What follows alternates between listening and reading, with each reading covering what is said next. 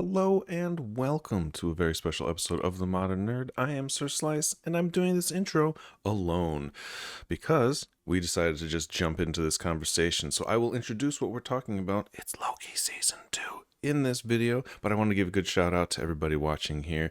Thank you very much for sticking with us for all this time, and we appreciate it. If you are watching this for the first time and you haven't given it the old like and subscribe, go ahead and click that button down there, the old like and or subscribe, so that you can catch all the upcoming episodes that we have coming out. Granted, there will be a delay because of the holiday season, but otherwise, here we go with our Loki Season 2 Part 2 review. Clarified, it's okay that we talked about it before. With a little more lucidity and a little more clarity. Sure. Okay, but like, do you understand what I'm saying though? Is like, once Loki got taken to the TVA, like B-15, is that her name? B-15? B-15 put down a bomb. They pruned that timeline. It's gone. His because it was not part of the sacred timeline, it's already been pruned. There's no way going back to it. Do you understand what I'm saying? She didn't, because they still went around and like talked to each other. What do you mean? Yeah, for figuring out that they couldn't get the Tesseract, so they had to like stick around and like figure out that they needed to go back to 1973. Okay, so there was a little bit of time, but Ant-Man went home. Like, enough time for Captain America and Tony to figure out what to do. So that makes sense. You could say maybe the TVA didn't arrive exactly at that moment, but the timeline gets pruned. You saw her; she put down a bomb. She pruned that timeline. It's gone. We saw her do it. Yeah, she was there to prune the timeline, wasn't she? I don't remember that. In where? In the desert when they found Loki the first time when they went to pick her up. I'm under the assumption they pruned that timeline. I don't know if she did it personally, but I'm under the assumption that wasn't supposed to happen in the sacred timeline, and they pruned it. Because what's supposed to happen is Tony and Tony and what's her and Cap are supposed to go back in time and grab it from back in the 70s. So that's what's supposed to happen. It's very weird in that sense. Do you understand what I'm saying? I don't in order for the mistake to happen, they have to go back. The second that he uses the space stone and like goes away, he just picks some random spot. He pops out in the desert, and a couple of ladies are like, "What are you?" And then, like, literally moments later, B-15 and a group comes out, and they're like, "Give us this shit," and they prune that. I don't know how pruning works exactly. I don't know if it's the area, but it's the whole fucking universe, I'm assuming, or the whole timeline. But he's still why would the point be? He's still in Earth 999199999. He's still in the MCU. He jumps to another point on the planet in the same time. Right, but Tim, the second that happened, that diverged. That becomes a different branch timeline. So he's no longer in Earth 199999. He's in Earth 199999A. Yeah, sure. He's in a branch timeline. So they pruned that, and then it was as if that never happened. And the events continued to transpire. But that's why he doesn't belong. He's not supposed to exist. Okay, so like he's not in the same timeline. He jumped. If this is the timeline, he jumped here. That's like season 1 stuff where like all the Loki's variants are special because they cause branch timelines. That's their problem. Every time there's a Loki, branch fucking timelines happen left and right. You know? Should I cue just Loki? Cue the fucking "It's Always Sunny in Philadelphia" meme where he's like, "I need to get like a billboard." Yeah, it's like. So yarn, we gotta get you some yarn. Welcome. So some spaghetti, dude. Let's just get some spaghetti. It's crazy. So look, if anybody hasn't noticed, we're clearly talking about Loki this episode. I'm cutting the intro. We're jumping into it as if this is a normal thing. Because we're all so excited. Yeah, so this is our Loki review. We're talking just Loki, all Tim, things you're so far Loki. away. Season 1, season 2. I know, I can't fix that. You want me to fix it for you? No, don't worry about it. This is a temporary thing. Light him up a little, George. My office has been redone, and we are having. He's a little. Well, his room is light, but his. Yes, because all the. I can see the shine on my forehead, but the rest of it is all coming from behind me, which I'll fix over time. But. Okay. Loki Season 2, technically Part 2 episode we're going to be diving into here, which I did not post the first one, so maybe I'll just post these back to back, and you can watch them however you like. Or you can just watch this, because most likely we're going to talk about the whole thing. Holy shit, Dan is... Wrong one. Dan is pastel. Oh, He your has names are gone switched beyond around on white. the sources for He some is reason. pastel. Because we switched. You Oh switched god. us like 4 times, remember? Oh god. That's right. Yeah. So we're going to be talking about the season 2 finales, last 3 episodes, and most of the season because we are going to have to talk about it to figure out what the hell is going on with this freaking show. Um, as we talked about last time, all three of us really enjoyed this episode, this show. It was a nice return to form for Marvel, but in typical, not in typical, I guess in reverse Marvel form, this one went off the rails with time jumping and time travel and scientific explanations. And so whereas like most other shows that Marvel has done, it's been, this is going to be a unique fun new show and Marvel formula. They kind of reversed that where they're like, oh, Marvel formula, this kind of went a little weird towards the end, where they reversed it in my opinion. um and we'll talk about that ending in detail here in a little while. But for just an overall thing, the latter 3 episodes of season 2 and or season 2 as a whole um, is good. I mean, it was a good show. I have a differing opinion probably than my two co-hosts here, only because um, I have I have reservations when they dive this deep into time travel, because you no longer need to explain anything, and things can be done in clear montage type way, and then you're like, oh, suddenly I know everything, and you're like, all right, fine. So, but that's just me. I'm hung up on tropes, not on the actual show. So the show was fantastic. At the performances were stellar across the board. I really liked, especially obviously everybody's favorite who steals the show is Ki Kwan, for his OB performance. Sylvie, I forgot the actress's name.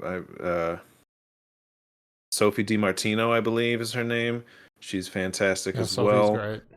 Um, Obviously, this was a whole new type of Loki that we were getting, a really nice expansion to his story, his character. With some of these other shows, it's very much like about the plot and story. And this was definitely driven, but this was very much more of like a character show for me, where it was more, obviously it's called Loki, so it's really the Loki show and diving into who he becomes and how he grows as a character, which they've really left, like 90-degree turn from stereotypical Loki that we've seen in the MCU. So this has been a super crazy, super fun kind of show to watch. Um, I'll let you guys go for a second here. Overall thoughts, real fast. I I loved it. I we've had a lot of, even when things have been pretty good, Guardians of the Galaxy, I don't know, some other outings that have been, good, that makes me go, yeah, it was good, and it just none of it feels like it once felt. It all feels just, I don't know, hard to pinpoint it. They've all been good. This is the first time that I can, with absolute certainty, say since, I guess, basically since Loki or WandaVision, that this is great. This show was great. It feels great to say that. I was glued front to back. It was, again, has lasting implications on everything that transpires and will transpire. And I was so glad that I was worried that, like so many things from the Marvel quality has taken a clear dip last couple years, and this didn't seem affected by that. And I was very happy about that, and I'm glad it was so great, and I enjoyed it very much. George? I think it goes to show that they had a lot of planning even before the show probably started, that they knew like a clear direction of where they were going with the show, regardless of whether or not the MCU had a larger plan. you know what I'm saying? This was always like, you could tell this was always the plan for him, kind of. Like, they probably had this figured out. I wouldn't say maybe before the show started, but like, like as they were making the first season, they were probably like, we know what we're going to do for the second season already. They already had that idea. They're like, we need to, like, you can't tell that you can't, like, it was such a seamless transition from season to season that, like, it just felt like just one larger season, that they originally were going to write it all in one go anyways, and they just decided to film it in 2 parts. That's how nice it was, right? Like, it felt like you didn't really miss a step. Like, you just came right back to where you were going, and it picked right up, and like, here we go. Like, and that's like, that's something to be said, because it's been gone for a long time, a couple of years. So yeah. And even for a couple of years, it's still that first season considered by most to still be the best but Disney Plus show across the whole platform, including Star Wars and anything else. So arguably, yes, I would. There we go. That's all I gotta say. Seamless transition was my takeaway. That and WandaVision probably were the better. Sure. I don't know. It's coin toss. You could argue either way, and I'd be happy with your arguments. Okay, to the nitty gritty. George, give us a breakdown of episode 4 real fast. Episode 4 is, we start off, well, if you remember in the end of episode 3, we leave Ravonna and Miss Minutes at the end of time. So episode 4 picks right up, and Ravonna, finds out what the big secret is, which I said was going to be that Ravonna had her memory erased just like everybody else, that she actually turned out was the main general and leader in the army that destroyed all the other kings in the multiverse war, and as her reward, King just erased her memory and turned her into a puppet, pretty much. And that's because he doesn't share power. That's his whole deal. Joey doesn't share food. Sorry. Yeah, he doesn't share power. So Ravonna's like, well, fuck him, we'll do our own thing, and goes on a revenge tour to the TVA. Full Daenerys Targaryen, I'm just gonna kill anyone who stands in my way type of deal. I don't know. Squishes a bunch of people in a box. That device that we saw Loki use earlier to scare Brad. That seemed like a really big waste of all those characters. Yeah, I felt bad for them. It sucked. But like Miss Minutes, meanwhile, I was like, Miss Minutes. Dan, tell me about Miss Minutes, dude. Tell me about Miss Minutes. Killed everyone. I mean, look, Miss Minutes, like, what is this AI character that is basically just a woman scorned, going full heel turn for discernibly a reason that she was in love and turned down, and all of a sudden full Daenerys Targaryen, like literally like laughing, like borderline laughing maniacally as these people are murdered in a horrific manner that they wouldn't even show us because it's Disney, and we had to like figure out with our own brains. What is that? I don't know. I think Miss Minutes was thrown to the wayside in this season, and a pure plot device, which is unfortunate. In defense, I'll say we don't know how direct or how much of a hands-on role she had in those time wars. Oh, she probably had a shit ton of. She's the only one that didn't have her memory. Yeah, she probably had a shit ton of fucking. So she's just been. This is Miss Minutes, whereas her helping the TVA, all polite, is the acting Miss Minutes. Yeah, I see. Well, she might have always been. But she was always evil. That's actually a good point. That super well. Yeah, so it just kind of seemingly came out of nowhere from us as viewers. Yes, so I'm just kind of like, it's disturbing, is what it was. That's a good point, though. That's a good point. It is a great point, and we know now why that room has drains. Good God, you're not wrong. So, oh man, they give Victor. Victor meets Obi. Obi's like fanboy. Victor is fanboy. Right. Then Obi brings out his model, apologizes for the fact that it doesn't have 2 layers of paint, and also not to scale, and did not have time to make a model for everybody in the crew because he didn't know Victor was even coming. And also had took the time to explain everything that was going on with the loom while scolding Sylvie for killing He Who Remains and destroying his life, which was a great little nod. Anyways, Casey, Obi, Victor get the machine up and working. They start working on that. Sylvie has a quick little scolding of Morbius for saying you don't even give a shit. You just want to eat pie while everybody's dying in these different timelines. You know, Mobius comes to terms with the fact that like he's too scared to see what his real life is like on the sacred timeline. And then never went to check. They do. This is when they had to. Is this the episode they reset Miss Minutes? Yes, they have to take Miss Minutes down. I personally was kind of like, time to go grab those Infinity Stones that are chilling in Casey's desk. Like, if you're disabling all magic on the TVA, not even mentioned. I kind of forgot about it. I was waiting for that, and they just kind of like brushed right over that. I was they totally forget about that shit. But it is what it is. Things were happening very quickly, and I understand that. Yeah. You can't bring Infinity Stones back into the mix. You've already done that. I agree, but I mean, they're there. Like they established that very.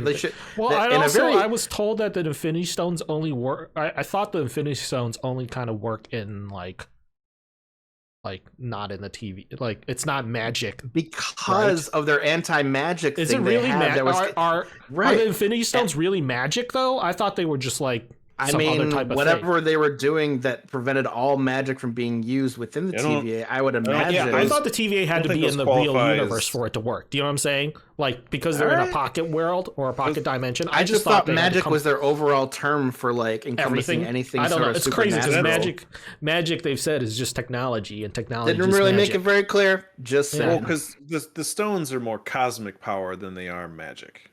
Okay, but then they would still be stones after that anti-magic show. Johnny Blaze. Yeah, they're not in a cosmos. They're in a pocket dimension. Essentially. All right. I'll take I it don't because know. Either way, didn't go get Infinity Stones. I don't know. Victor puts on the suit, rushes out there, goes full spaghetti. And you're like, that's how episode 4 ends. And you're like, what? And then bright light. Explosion and they all die. And they all die. Spaghetti. Really glad I waited to watch these in a row because I would have been like, I mean, I get it. Like, you know, they established the time slipping, kind of assumed it would come into play. But man, the ending of that episode, they did it again, man. They got me glued in this season. Just like I remember, I had nostalgia from season 1, and I remember how I felt when I saw like Loki get pruned and be like, what? Like it. This is a good show. It's a good show. They, I watched 4 and 5 back to back, and then waited like a little bit before I watched 6. So, Steam changed a little bit for me. No, that was a pretty good recap, I think. Any thoughts on specific things? Overall, I mean, I like the episode. It did kind of make me go, whoa. What the fuck are they gonna do now? Really great cliffhanger. Like what? Amazing. Like how are they gonna fix this in 2 episodes? Yeah. It was clear his time slipping was going to come into play because what else could possibly happen? Because, but regardless, you're still intrigued to see what's gonna happen and how they're gonna do it. So, it was good. Most of what I have to say will revolve around 5 and 6, though. Yeah, agreed. This was more of definitely a middle point episode. Dan, can you recap 5 for us? Sure. 1 second here. You get no seconds. Okay, so episode 5. Get the band baback together. We're getting the band back together. It's so Loki. Here, hold on. Sorry, I didn't know I was doing this. We didn't either. Slice just like, damn, why don't you do it? We're shifting it. I don't remember it as well. That's why I'm like, damn. Okay. So Loki survives, and he kind of he begins time slipping again, and he starts getting. He says that he finds he finds OB, and OB's kind of like, he talks to him. He's the only one who kind of hears him out after talking to so many others, and he does the cup with the pens metaphor. We gotta get everyone back together. And so he does that, so who's Doug? What? Loki? It says okay. Never mind. With Okay, so Is Doug Mobius? I don't. Oh, it must be. Okay, yeah. Okay, Because they wait. all have different names. They're not B-15. Right, right. I'm reading these names of these people that I don't know, and this is anyway. No, Doug is apparently OB. He's the Sure. author of Okay, Doug, whatever. so I mean,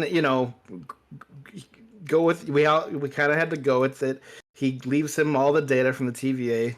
Doug builds this, and we find out that Doug, in the process of the year and a half since then, has lost his job and his wife because he laid through his entire life into building this temp pad. That's there is clearly a prototype still working out the clinks. The door is kind of like jumping around, and It's the size of a 1980s Casio keyboard. and we find out that after helping Casey and everyone else, that he gets to Sylvie remembers everything, which I don't fully understand, but that's again things Probably are happening because she's a very Loki. quickly. Sure, that seems like a real kind of And she has a throwaway, temp pad of her own too. does she? I don't think she does. Yes, she does. Yeah, she does. But she that has doesn't- he remains temp pad. So what is this? So what does she remember exactly? Everything. I Is think it- did she jump? She either jumped or she got I don't reset, think but so. she I think remembers this everything. Is like when she, I think this she is- jumped. Is it? Yeah. I don't know. It was very unclear if this was the original Sylvie we found when they first found her at McDonald's, or if this is the one. If she, Or she's just really smart and put it all together. Sure. Okay. Sylvie doesn't want to help, and so he goes back to his friends, kind of, saying like, I don't know what to do. While this happens, I'm gonna take my time on this moment, because she goes and she's to this record store, and and the gentleman's, she's clearly the only customer there. He gives her a record to listen to. And what happens in that moment, for me, was huge personally, because that moment of her, not only is it a magical scene, the song plays, "Oh Sweet Nothing" by the Velvet Underground, is a 100% callback to one of my all-time favorite movies, High Fidelity, where he definitely puts on his headphones and listens to that song. I don't know if he actually listens to that song per se, but that song is a big part of the soundtrack of High Fidelity, and he's known for like listening. He owns a record store in the movie, and he's known for listening to records. And the second that song hit, I got goosebumps on top of goosebumps. I love High Fidelity, is like one of my all-time favorite movies, and the callback to that, I was like, I had to like pause for a second. What a great callback to that movie. I loved that. But in listening to this very poignant song, read the lyrics. It goes along. It's very, it goes perfect with the scene, because everything starts to unravel and turn to spaghetti, and then she kind of goes, "Okay, well, it's time to help everyone out," and so Which is where she jumps. I forget exactly what No, happens. she So jumps. She She does opens the jump. time portal. Yes, you see the temp. Well, She- then, she uses so then we the can temp pad. probably assume that she did use the temp pad to escape at the last minute. We just didn't see it. Regardless, she comes in and she says, "Okay, so let's do this." So at some point when they're all together, Loki figures out that when she gets back, then everything else starts to turn to spaghetti again, and he is in the moment of, I don't know what else to do. He finally figures out how to time jump, and time jumps for the first time back into his original self, not as like a separate entity, which we don't see him do for the rest of the series. He'd never learned how to jump out. Maybe that was a little more uncontrolled. He can jump into a different version of himself, but he learns how to time jump back into his own body, and that is how the rest of the season plays out. That's how it ends. Yes, how that. Yes, And he that goes, episode "I ended. learned." Yeah, that Kung was Fu. that was a cool episode, because again, it sort of was like, okay, they tried their plan, they figured out, okay, they gave you an answer initially from end of episode 4. How are they going to fix this? Oh shit, here's how they're going to fix this. Oh shit, that didn't work. Mm-hmm. Then you're like, oh, time jumping. Okay, well, what the hell are you going to do with that now? So I mean, the last 3 episodes are trial and error. They're just science, you know. They're basically like, try this, fail. Try this, fail. I love this episode because Obi's a science fiction author, and he kind of plays it out, and he's like, he goes, you know, science is concerned about the when and like the where and all that, and fiction is concerned about the why. And for Loki, like the epiphany at the very end is that like, well, we'll get to it, but you know, that's what the whole entire. He's like, it's not. Yeah, maybe it was a why. Why is he slipping and all that? But you find out the real answer to that in the next episode. A quick note is I love it was this episode. He was doing it to get his friends. That's how he figured out how to time travel. That's how like the next episode starts. So he can only time jump when that specific group is around. No, he can only no. That's he his can only motivation. time jump. That's his. The who is like kind of like the reason why he's doing what he's doing. They are his why. They're kind of like his why, but his why is actually not about anything he himself wants per se. It's like just wanting to be with his friends and save his friends. It's all about family. Yeah, pretty much. It's about his team, you know. But I love because you get a nice glimpse. How you doing, Tab? I love what up? I love like the little glimpses into other people's lives. You know, we see Obi, we see Casey. Casey's on Alcatraz, which is crazy. He's actually Frank. The exact scene. He's actually Frank from there's Escape from Alcatraz is the main character who was played by Clint Eastwood. Yeah. So like, Clint, it's kind of crazy. Different. But Frank is that, you know, obviously he's no Eastwood, but it's just funny. And then you get to see Mobius's life like in the timeline. He was a jet ski salesman. Or personal watercraft, as he calls it. He had 2 boys who like obviously is a nod to Loki and Thor because one of them was playing with. He had 3. He had 2 boys. One of them was playing with matches, and he told the other one to go after his brother and make sure he doesn't burn down anything. Which is like a quick little. And another nod to Loki is if you look at the title of Obi's book, The Sons of Yoren is like 2 boys and a father, which is like Odin and his 2 sons also, which is Loki and Thor. So there's a lot of nods to that in all these people's timelines and like their original timeline story. So I thought that was kind of interesting and nice. Yeah, nice. Little Easter egg in there. So we jumped from 5 to 6, and 6 was montage. Yeah, 6. Okay, I'm saying it because it's how I feel. 6 lost me. I kind of stopped caring where this show was going halfway through the episode because they jumped, he jumped back, and then he's like, okay, a century later, all right, I figured it out. Let's do the thing. And I'm like, okay, like, why don't you give a synopsis before you really pretty much the whole episode is him using time slipping to jump back to different points in time to try and prevent Timely from turning into spaghetti so that they can actually get the loom to expand. And so halfway through, you know, they just keep failing, and then suddenly they realize that it's basically an exponential problem. It's an infinite problem where no matter how much they calculate for this expansion, the expansion is infinite. It's exponential. It keeps adding on top of itself. Makes sense. And it's designed to fail. Which the one thing I will agree with you on this, Tim, is that Mr. spending 100 years studying, you know, theoretical physics or whatever the hell else would have probably deduced at some point, I feel. Yeah. It's like, oh, you missed this one sentence. That's what it was. Pretty big matzo ball. You didn't highlight a paragraph in your textbook and now you failed the class. Like, come on, man. Like that doesn't make any sense. But anyway, it sort of got a little wishy-washy for me during that process. And then you had him jumping all the way back to season 1, where it's the end of the show and he is confronting Sylvie because he realizes everything that's happens is because he He Who Remains. And so then you see this whole, again, second montage of him trying and failing and trying and failing and trying to reason with Sylvie when she was a one-hit wonder and all she cared about was one thing. Where she did have some growth a little bit in this season, not as much as I would have liked, but she had a little, because she was still very much one-trick pony. I only care about this, this, this, and this, and didn't really do much about it to fix it. Anyway, that's a whole thing. But you have this montage, and then you have the meat and potatoes pretty much of the entire season that happens in the last 10 minutes.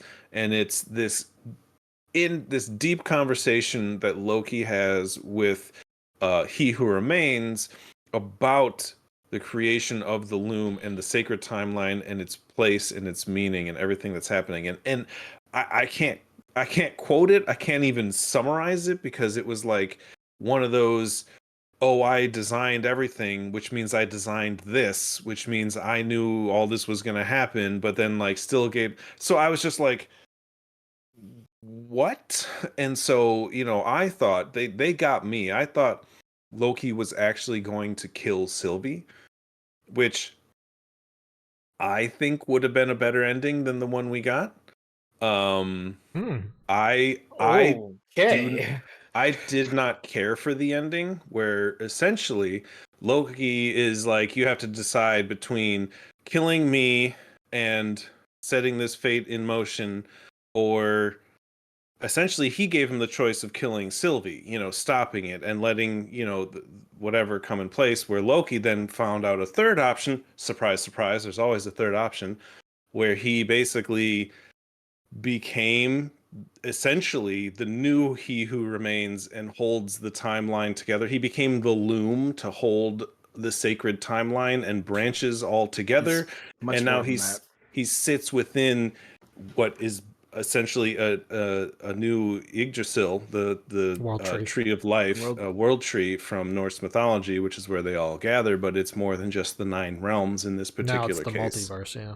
Exactly. So I don't know. I just kind of was time. like, he buys them some time. I don't know. For me, it didn't hit me for whatever reason. It was visually stunning. The way he's grabbing these timelines and his cape is becoming the timelines and the whole thing. And God he of sits Stories there. Loki, dude. And I was like, oh man, shit, that's cool. Like I liked it, but like, I don't know, something just about it for me didn't land. For me. And I get that it's going to impact other people differently, and I respect that, and that's fine. But for me, I was like, oh, all right, so he's just sits there until what? He's not just sitting there. He is like pulsating his life force into all these timelines and giving way to like the without him doing that, we don't get that Spider-Man movie we saw. We don't get the Ant-Man and the Wasp movie that we saw. All of these things are able to happen because of what he has done at the end of that movie, because of the sacrifice that he has made and is continuing to make for who knows. I get it, Tim. You had this whole kind of like, Tim is understandably very seasoned on the whole time travel, any kind of like insert this kind of device here, and I think that led up to you kind of feeling down on this ending, because personally I think this is the best ending I've seen in any Marvel or TV show since, besides Endgame, one of the best. If his story had to end here, I'd be okay with it. It would break my heart, because I would love to see him have a chance to meet Thor and redeem himself. Yes, I would hope we get to see him some sort of something. But his story is okay. If Loki ends here, the series ends here, it makes sense. This is a perfect ending point for him, kind of, his series. He said no. He said no to murdering Sylvie. Yeah. And he said no to letting everything go to shit. And he took matters into his own hands and became he saved the TVA. He became the Yggdrasil tree from Norse mythology. I couldn't think of a more perfect ending for this story if I try. The ending to his story is I admit, while it was happening, I'm just kind of like, what is he doing? Yeah. But and it doesn't.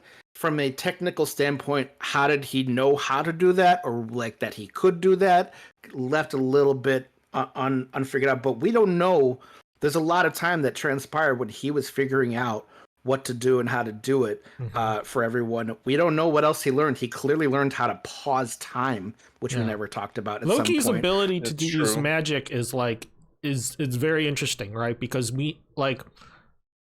because Loki looks so much like Thor, you're under the assumption, you always forget he's not Asgardian. He's a frost giant, right? No, I know. The reason why he looks the way he does is because Odin made him that way permanently. Odin used his like dark magic, his dark force magic on Loki to permanently alter him with magic and imbue him with magic. That's why when he grew up, he learned magic from his mom.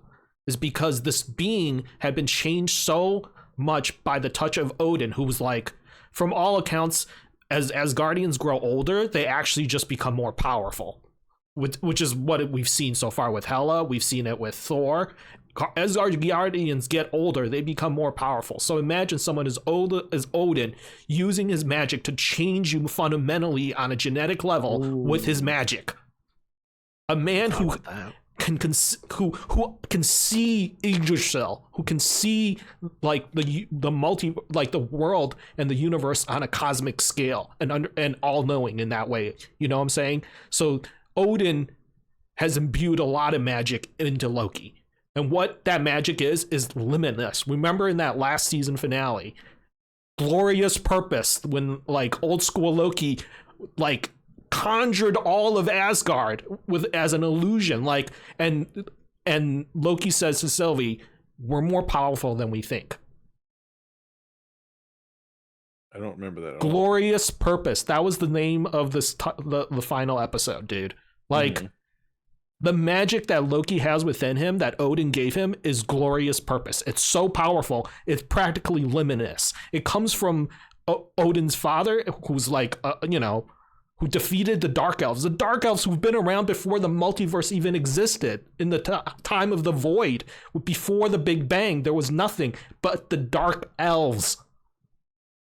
Yeah. Imagine that power coming through Odin, going into Loki. Like, that's where it all comes from. I love that. Yeah. I love that.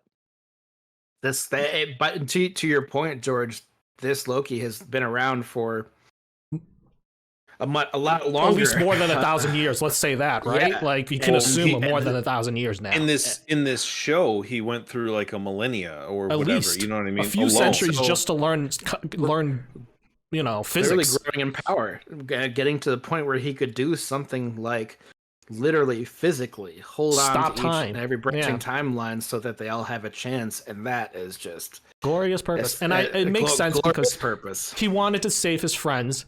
He wanted to save his friends at the TVA, and there was really no other choice. And he understood that by destroying the Loom, it invites a multiverse of different Kangs. But what choice does he have but to let that happen and buy them time? Now they know that the Kangs are happening. Now they can keep an eye out on this Kang, who Mobius even talks about and says, "Oh, we got a report of a Kang in a 616 adjacent universe," meaning the quantum realm, where Ant-Man and Wasp had a dust up with a Kang. Like, but they took care of it, right? So like Loki, to Dan's point, Loki, by being the guy in the chair, has been able to allow these other Kang's variants to start incursions and start popping up. But that's the deal that he made, right? He's like, I bought my friends time to live, and I bought to fix this. And all I can do is hold it together with my sheer will and hope to God and trust the people at the TVA not to fuck it up.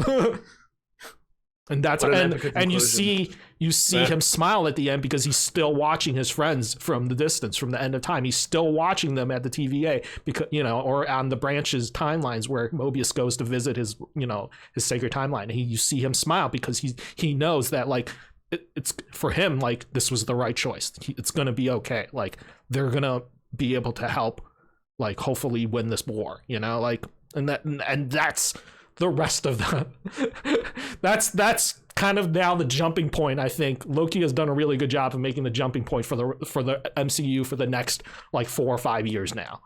And what a great way for him to end the show. What a great way for him to end this character if this is the end. You know, Tom Hiddleston admittedly says he wants to come back, but he's equally satisfied as to where they are now with this character. You know? I do hope we see him again someday. Well, I look forward to seeing how they branch forward from this and what conclusion could possibly come from everything. I'm intrigued to see how they move forward from this. Lots of really good character growth for Loki throughout the whole thing. Mm-hmm. I don't know, even in all the explanation, I'm still just kind of like, it's just a trope that's been self-sacrifice being absorbed back into the thing. I don't know. I've wanted something different out of it, and that's my own expectations, so I put an expectation on the show. What else could you possibly wanted? This is as epic as a conclusion as you can get for this kind of character. I disagree. I don't know. Tell me a better. You wanted him to kill Sylvie, but that wouldn't have made any sense. None of it makes any sense. What do you mean none of it makes any sense? It just doesn't, like, he's holding it all together and everything continues on as normal as though nothing ever happened.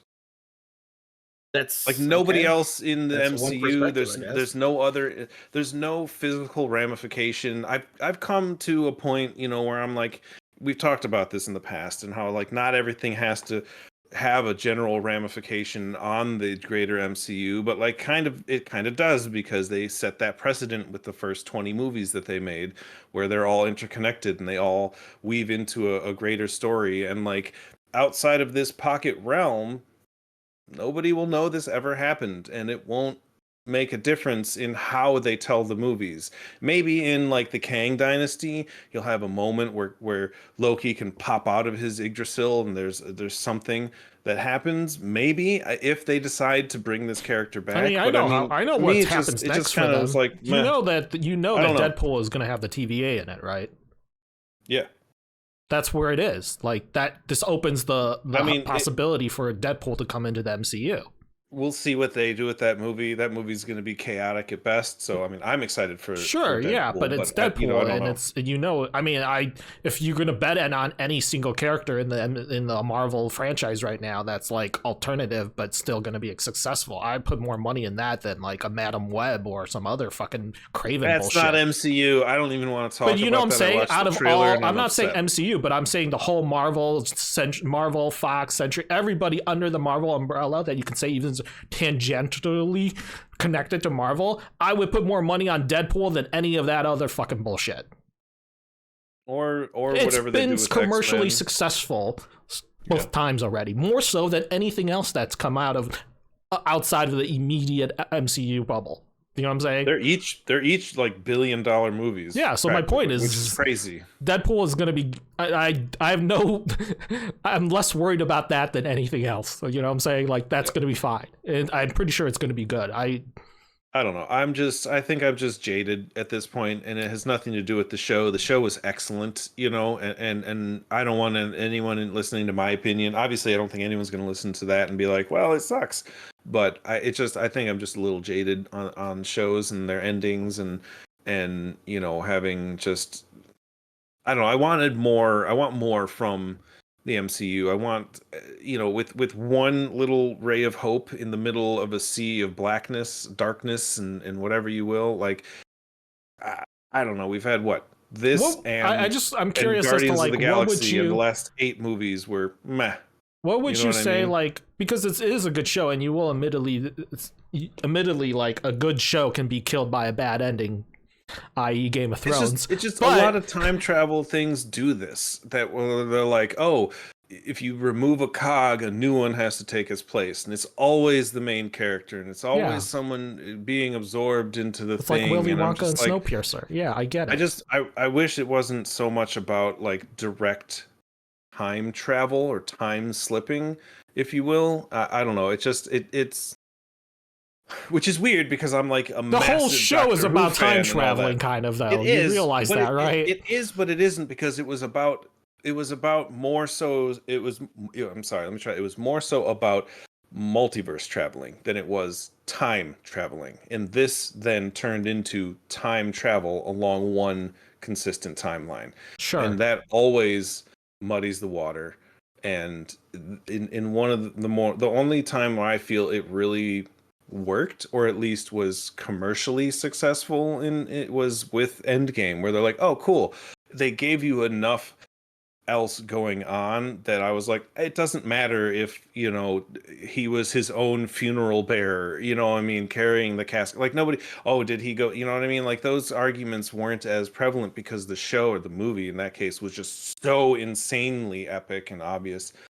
for the time. But I don't know. I got jaded by the time travel. That's not to say that it's not a good show and it's not a good ending. It is. It's a fine ending, and I see all your points and the symbolism with Norse mythology and the way it all ties together. It's tied up in a nice, neat little bow, and it's brilliant. You know, they gave it a little bit more to it. I don't know. I was expecting something else, some sort of other way. They just sort of. I'm curious as to like there's no more Kang. I'm curious you know, as like, to how like your connection Timely is. in the last one. They didn't feature, you know, they had the conversation, but like other than mentioning, you know, he who remains variants through an Earth 616 brief, oh, here's a file. Like there's no real like yeah, I get it. They're still going to incur, there still sets up the Kang Dynasty movie, and it still sets up the rest of the MCU, but I don't know, I'm just jaded. I think at this point, you know, there's been like what, a dozen movies since Endgame, and they're just all like, I feel like another your one. expectations were randomly super high for some reason. They still have to like have implications, but still like it's like Star Wars, right? Like you can't have like everything affecting too much of each other, because then there's too much continuity to keep track of for these filmmakers that they don't always want to do that. So this is in a way it still has like, it was as epic as a conclusion as you could possibly get without like affecting too much of how things move forward. And I am satisfied by that. I mean, too much, and then, you know, these shows, they're shows. You know, they're not going to have the impact that, this is as big as an impact as you're ever going to see on a TV show. And they can't have too much, because then all of a sudden everything has to refer back to the TV show. Like all the movies moving forward, everyone has to watch Loki. They can't expect everyone to do that. So I think that they did a pretty great job. This is very interesting, because if you watch this show, that you know why everything exists moving forward. As a fan, that's a nice thing. And even if you didn't watch the show, that's okay. Things are just kind of, you know, honestly, which is, thinking about this now, it's almost kind of fucked up to even say this, but I enjoyed the fuck out of this season. If this entire season didn't even transpire, then we could still say that it wouldn't have, like, it's essentially in a way the same ending as the last season. Like the timelines are just opening up. I prefer this ending much more. I think this makes more sense than things just kind of branching. But I don't know. To that point, I love this, because like I think it'd be really interesting when you guys do see Captain Marvel or the Marvels, because like there's this issue of like a new character who's a central part of the plot, who like just essentially like comes directly from Disney Plus. I'm not gonna like. I know that's just me. That's just me. Well, I'm gonna say it anyways, dude. Like, because there's a lot of complaints about the fact that like before you even go in, and like you need to know that obviously it didn't do well, like commercially. No, I know that it's bombed. Clearly. It's the worst opening that Marvel has ever had. So like, I think like a lot of it going into that, you have like certain expectations, right? And I'm saying like there's this issue of balancing like what you need to know before you go into like a larger movie, things like, to Dan's point, like having watched Loki, and how to connect that to like a larger MCU movie. And like you're going to see some of the struggles and why they chose to do, like, it's going to make sense now why they chose to end Loki the way it did. And to Dan's point, it's so that everyone doesn't have to fucking watch the show, and all these other filmmakers don't have to use this as a Bible and like box themselves in on a plot of what they can do and what they can write their own shows, because nobody wants to do that. Like, as a creator and as a director and as a writer, you want to be limitless in that sense. Sure, you want some like continuity in the larger scheme, but you don't want to be boxed in and forced to have to like. Do you know what I'm saying? They can build continuity from based on a movie standpoint. Like, they made Scarlet Witch this completely evil person, and you're just like, where? Which I hated. Which I hated, because it made no sense from the show to her suddenly being evil. Like, if you like all the workings and everything that happened in Marvel Comics and the way that was all gone about, then you would understand what you I just do said about understand. nobody wants. But that's literally I've your read several job books description as about Marvel. Like I've read several Marvel books writers, about how Marvel writers timeonomics and don't all get that, and Avi they and don't get bankruptcy, freedom. That's and the thing, is Marvel writers don't get freedom. They have to play within a sandbox. They're playing with someone else's toys. They're not their toys. You don't get complete and utter like freedom to do whatever you want. So if you sign in to do Marvel, you need to come into this knowing this is what you're gonna. There's an A and a Z, or not even that far. There's an A and a J, and you fill in everything in between. But there has to be a beginning and an end, and there's got to be sure. these points and this and that. And Sure, that's but how you understand Marvel that from comics like have been a written. quality issue. That's the comics, but I'm talking about film. From a quality issue, you understand that they realized they need to do a course correction. Do you know what I'm saying? They've seen how bad this last phase was. They realize they need to do a course correction, and the fact of the matter is, by like any type of limitation that you put upon any future work that comes out is going to be looked upon harshly and is going to be very difficult for them to like. Now it's more about creating a quality like MCU going forward. So like the only way to do that is not to limit like what people can put out. Do you understand what I'm saying? They like, I don't know if that makes any sense. Like they need to be able to look across the whole board of plots and things they can write about in order to create a quality content, as opposed to like, we're going to box you in and everyone's got to be connected. And like, do you know what I'm saying? Like, I don't like, because that's what I feel like was like the struggle this last phase is like, how are we going to like, I guess it's different for half-ass me it? in this because the shows that, yes, the first three shows that we got were all directly from, they were all pre-established MCU characters, and then most of everything going forward from there was establishing new characters. Whereas this one was obviously Loki 1 and Loki 2 are using a pre-established character from the movies and then bringing them down to the silver screen, as opposed to creating a new character on the silver screen and bringing them up to the big screen, which is in this case Kamala Khan's character, which is the first person, I think, and I can't remember, but the first one to go from TV to movie. She's the first character to jump screens. And so I haven't seen the movie, but I can understand where you're coming from in that point, is that they, movie audiences don't know who this person they have no is, clue. whereas TV people do. But it's the reverse in this case, where everyone and their mother knows who Loki is and this character. If you've watched or even heard anything about MCU in the last 15 But that years. doesn't guarantee they watched the Disney Plus show. I know, but you can still do more with it. I don't know. Again, it's not saying, anything like, about the writing. Dan's point. The show, yes, no, to Dan's point, he's right. I mean, the show was good, and the characters were great, and the ending is good. It is a good ending. It works with what they did. I'm just jaded. It has nothing to do with anybody else's anything. I'm just like, I understand. I don't know. I need to rework my positioning in the where I see the MCU, which is where Dan was like 8 reviews ago, where he was like, and now I'm like, I was gonna do a we're video. just all doing this on our different timeline. You know what I mean? Yeah. Dan's back on his sacred timeline. I'm branched off into my own timeline now and got to prune myself to come back to the sacred timeline, which we didn't talk about was Renslayer being pruned and left to the void and assumingly being eaten by Eliath. But we don't know because nothing happened. We don't see it. Off-screen deaths don't mean you are dead. Yeah. So, we'll see what happens with that. That is more intriguing to me. I think that she finds the bunker. The show. I'm like, what's going to happen with her? It looks like she found the bunker. Right, but Ravonna is his queen.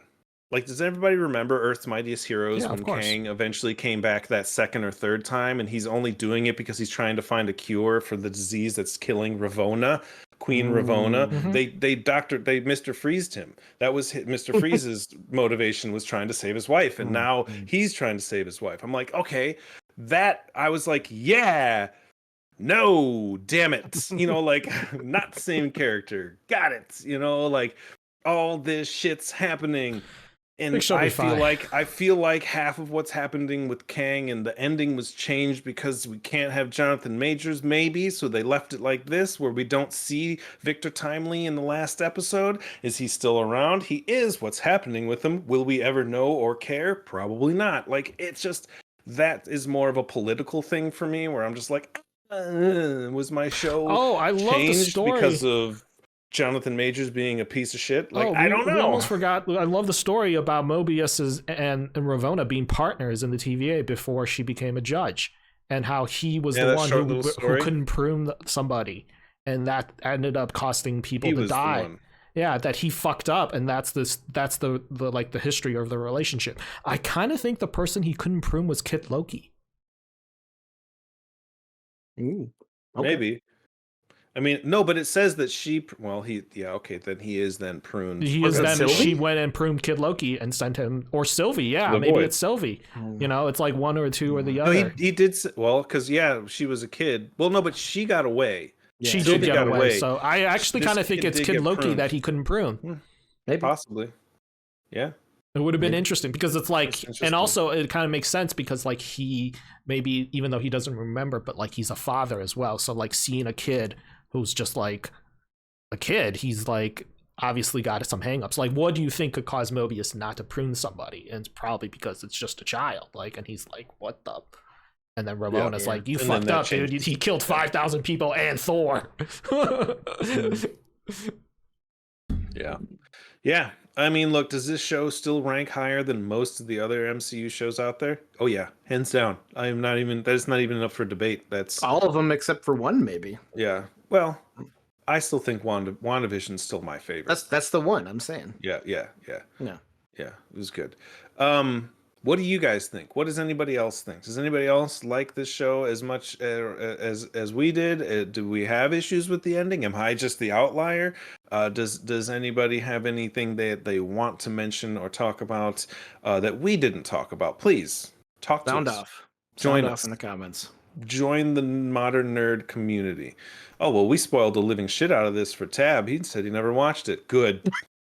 There you go. You're welcome.